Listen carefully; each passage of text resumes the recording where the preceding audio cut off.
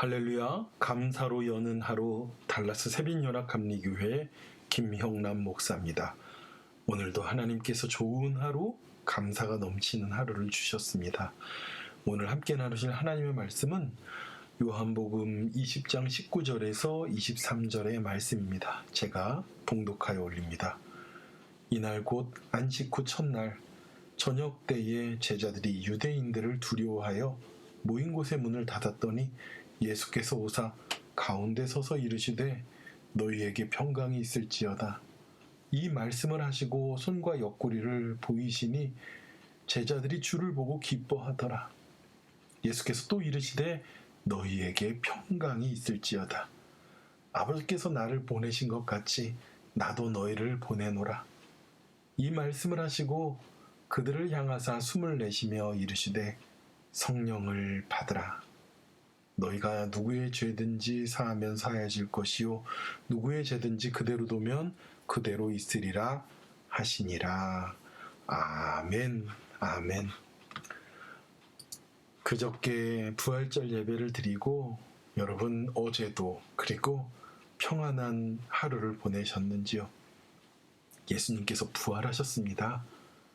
여러분, 예수님께서 부활하셨던 사건, 이 일은요 굉장히 놀라운 일입니다.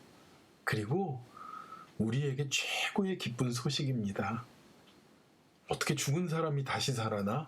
이건 신비한 일이고 기적적인 일입니다.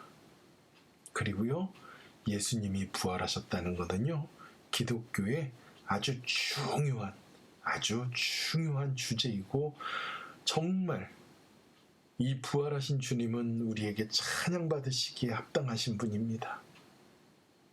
그런데 여러분들에게 물어보고 싶어요. 예수님이 부활하신 사실이 놀라우신가요? 아니면 목사님, 예수님 부활하신 거 우리도 알아요. 이 정도만 느껴지십니까? 아까 말씀드린 것처럼요, 예수님이 부활하셨다는 것은요 놀라운 사건이고 최고로 기쁜 사건이고 그리고 너무너무도 신비하고 기적적인 일입니다. 우리에게 사망의 권세를 이기고 영원히 사는 길을 주님께서 열어주신 거예요. 아까 말한 것처럼 안다니까요 이렇게 이야기할 수 있지만, 정말 안다면 우리는 예수님의 부활을 믿는 믿음처럼 담대하게 살아나가야 되고 힘있게 일어나야 되고, 그리고 두려워하며 살면 안 돼요. 제가 며칠 전에 성도 여러분들께 카톡으로 올려드린 영상이 있습니다. 어떤 양 한 마리가 구덩이에 빠져가지고 구덩이 속에 깊이 처박혀 있는데 어린 소년이 그 양을 힘들여서 꺼내줍니다. 꺼내주니까 그 양이요 나오자마자 또 팔쩍 뛰다가 바로 또 구덩이에 쑥 하고 빠지는 거예요. 그 영상을 보면서 얼마나 웃었는지 몰라요. 그런데 다른 한편으로는 참 내가 죄악의 구덩이, 내가 절망의 구덩이, 내가 정말 그 주님이 나를 살려주시고 구원해주시고 꺼내주셨는데 다시 또 세상 모르게 천방지축 나치다가 또 절망의 구덩이, 그리고 한탄의 구덩이, 의심의 구덩이에 또 그렇게 쏙 빠지는 양과 같은 모습이었더라고요. 예수님의 제자들은요, 예수님과 이미 3년을 같이 동행했던 제자들입니다. 예수님이 이적을 행하시는 것도 보고요, 다 본 자들이에요. 그런데 예수님이 죽고 나서, 그리고 3일이 지나서 안식 후 첫날 예수님이 부활하셨는데 무덤이 비었다는 겁니다. 그리고 그 빈 무덤을 막 제자들도 가서 봤어요. 그리고서는 그들이 한 장소에 모였는데 그 제자들이 모인 곳이요, 예수를 훔쳐갈지도 모른다, 부활했다고 거짓말할지도 모른다 그러면서 경비병까지 세웠지 않습니까, 무덤에. 그럼에도 불구하고 예수님이 없어지니까요, 이제 유대인들이 나서 너희의 주님을, 예수님을 숨겼지 내놔라 그럴까봐 두려워가지고 한 곳에 모여서 문을 닫고 있었습니다. 그런데요, 이 문을 닫아둔 곳에 예수님이 오신 거예요. 부활하신 예수님께서. 그들 가운데 정말 우리가 영화처럼요, 벽을 뚫고 싹 나타난 것처럼 문이 닫아졌는데 예수님이 나타나신 거예요. 예수님의 제자들이 얼마나 두려워하고 있었습니까?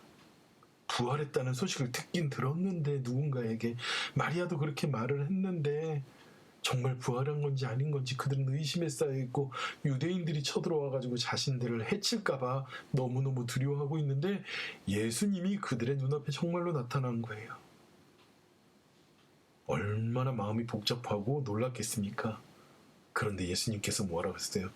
내가 사흘 만에 부활하리라 얘기하셨는데 제자들은요, 믿어지지가 않는 거예요. 눈앞에 나타났는데. 그런 그들에게 예수님께서 뭐라고 첫 마디를 말씀하십니까? 너희에게 평강이 있을지어다. 아멘.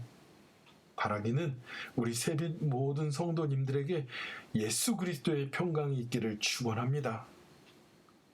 예수님께서 그 놀라고 놀랐던 제자들에게 평강이 있을지어다 말하는 거예요. 평화가 있을지어다 말하는 거예요. 평강이 무엇입니까? 샬롬, 평화예요.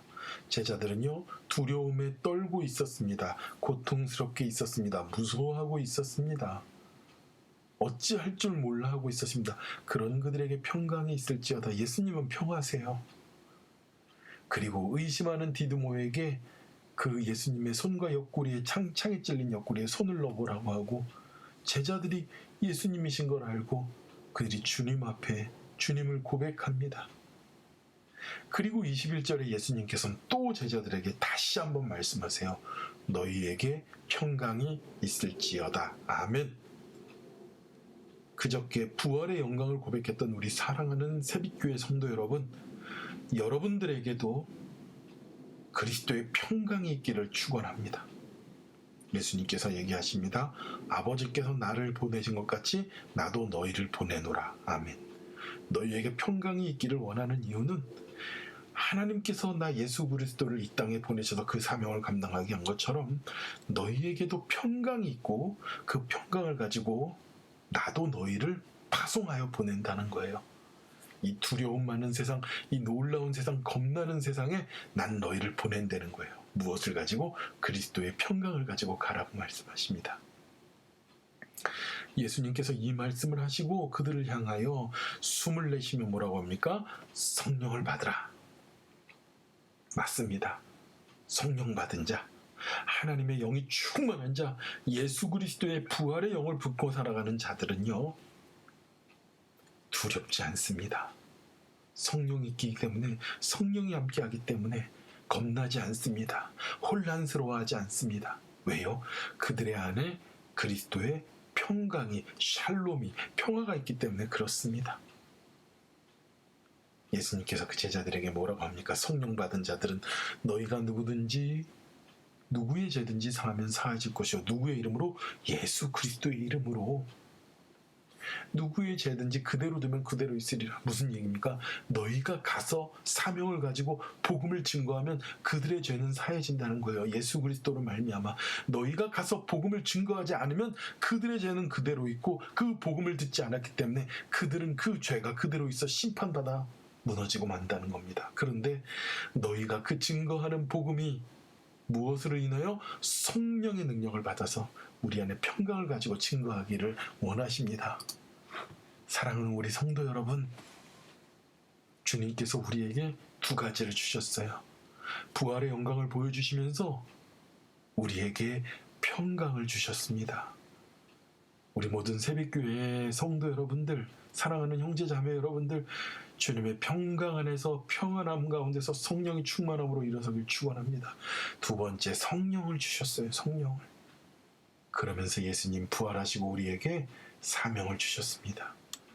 땅끝까지 이르러 복음을 증거하는, 예수 그리스도의 평강을 가지고, 그 평화를 가지고 승리를 전하는 저와 여러분이 되길 축원합니다. 기도하겠습니다. 하나님 아버지, 감사합니다. 하나님, 예수님 부활하셨습니다. 더 이상 부활하신 주님을 믿는 우리들의 삶이 혼란과 혼돈과 두려움과 염려와 걱정과 원망이 아니라 주님의 평화가 우리 안에 임하게 하여 주실 줄 믿습니다. 예수님 한 분만으로 만족합니다. 하나님, 그 평강을 가지고 주님께서 부어주신 성령을 가지고 생명을 달리는 복음을 증거하는 우리가 되도록 인도하여 주시옵소서. 감사드리며 예수님의 이름으로 기도드렸습니다. 아멘. 아멘. 사랑하는 성도 여러분, 전쟁의 고통 속에 있는 우크라이나의 모든 사람들에게 예수 그리스도의 평강이 있기를 기도해 주시기 바랍니다. 사랑하는 성도 여러분, 주님께서 우리에게 성령 주신다고 하셨고 성령 이미 받았습니다. 하나님, 내가 이 성령 가지고 평안에 복음에 매는 그 의로움을 가지고 주님 복음 증거하는 우리가 되겠습니다라고 정말 기쁨의 종이 되든 저 여러분이 되게 해달라고 간절히 기도하는 오늘 하루가 되길 원합니다. 기도하겠습니다.